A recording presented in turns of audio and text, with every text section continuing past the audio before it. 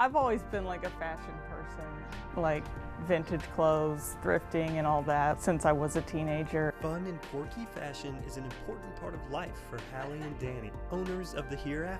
Meeting Danny, who's also like a crazy dresser, and then also the pandemic was a factor that led to us like deciding to finally open a brick and mortar business.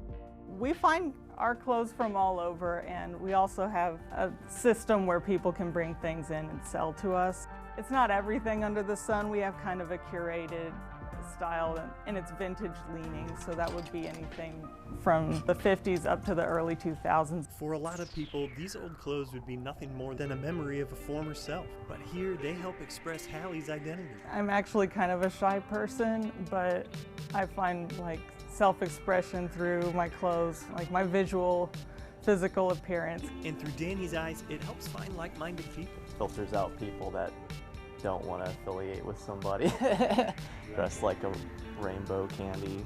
We've met so many people just by having this business, like people of all ages, like all different walks of life, who just other dressers. Like it doesn't even matter the style, just people who dress out and like to find weird and wacky things to wear that kind of make them stand out from the crowd, and we just love all of those people, and there's actually so many more in Wichita than you would even think. It really is the most important thing for me. My weird way of dressing helps me find other like-minded people and just people who are going to accept me, and vice versa. I'm a queer, non-binary person growing up in a small town in Kansas.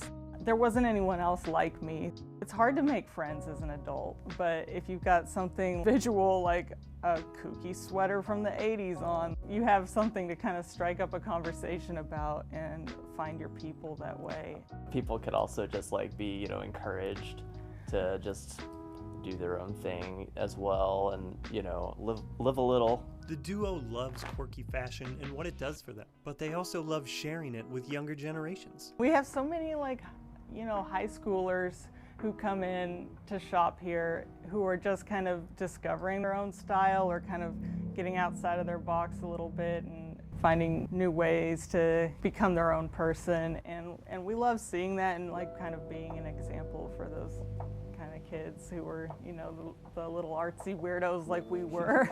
Hallie reminds those who might feel out of place that there are others out there that may relate more than you think. It doesn't always feel safe necessarily. Even though I was always a little out there, like I kind of had to keep some parts of myself hidden as a teenager. So just finding one or two people that you can be close with enough to trust, and do a photo shoot in your backyard or something.